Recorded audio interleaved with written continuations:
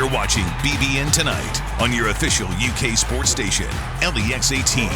Presented by Central Bank, the official bank of UK Athletics.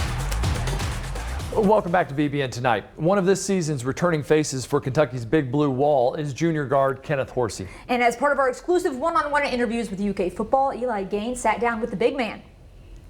New offensive scheme that you're in. How about you on the line? Where have you kind of been throughout the spring so far?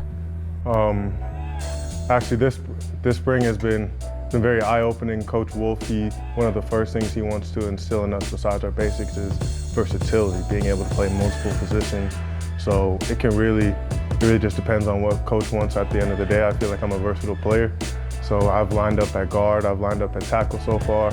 I start taking snaps, so it all just depends on what coach wants and whatever my best fit is for the team. Has it been kind of a difficult transition to try and do that, or do you feel like that's sort of been a natural thing with you? No, I feel like it's more sort of a natural thing. Obviously, there's different details and techniques that you have to work out between each position, but I feel like that I'm versatile enough to tackle any position that's necessary for us to win games.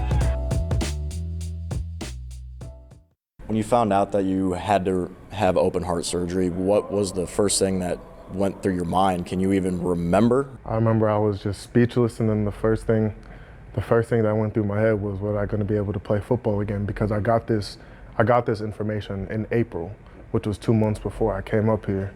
So it was just something unexpected, something that there was no symptoms for, something that we didn't see, that I couldn't have seen coming.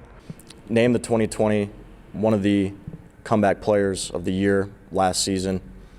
Let's go back to that, just what that meant to you and what it meant to just get back on the football field, Kenneth. It was definitely a blessing to be able to win that award. I feel like if I'm able to use my platform to help anybody who's going through the situation or through a similar situation, if I can use my platform to reach any of those people and let them know that if they can just keep working, stay on their path and just trust God, trust their faith, that anything is possible. So I just want to be a constant reminder of that, no matter what. How hard was the comeback journey for you? Honestly, it was probably the hardest thing I've ever done in my life. But like I said, I had God on my side. I had my teammates with me. I had my coaches to support me, and I had a training staff that was with me every step of the way. So there was no times where I just felt stuck. I always felt like there was always something, like somebody around here that would help me lift me up, and one of those people was definitely Coach Schlarman. RIP to him, we think about him every day. That was one of the things he taught us. Just having that attitude of coming in, dropping your lunch pail and just getting ready to work every day, no matter anything that's going on outside of here. Once you step in here, you're no more, you're just a football player. You don't have to worry about anything else from the outside.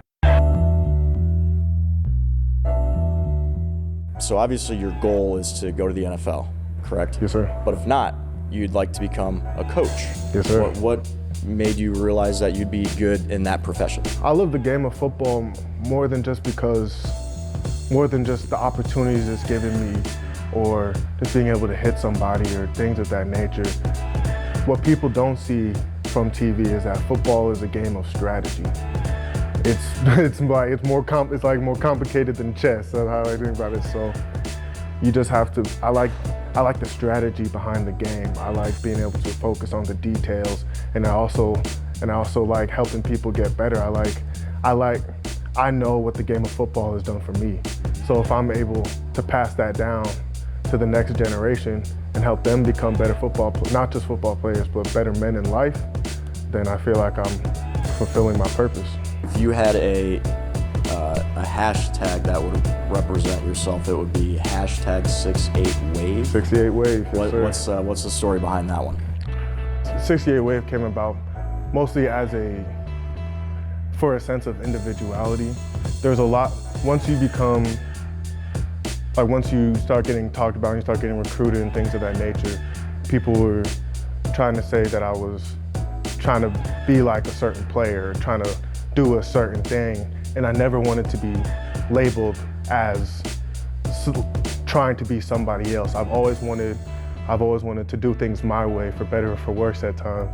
But I've always just wanted just to do things my way, to set my own example and just make my own mark in the world. So 68 Wave came about just as a constant reminder that I'm not trying to be anything else. I'm not trying to be anybody else. I'm just going to be the best me possible, and everything else will play out. He's got a great story to tell. Certainly glad to hear more of that, and we wish him more success. Now, Anna, we've probably both been, even maybe just as fans, through some pretty tough losses before. And coming up next, we have a video for you. It's one of my favorites, and it shows the emotional side of being a fan.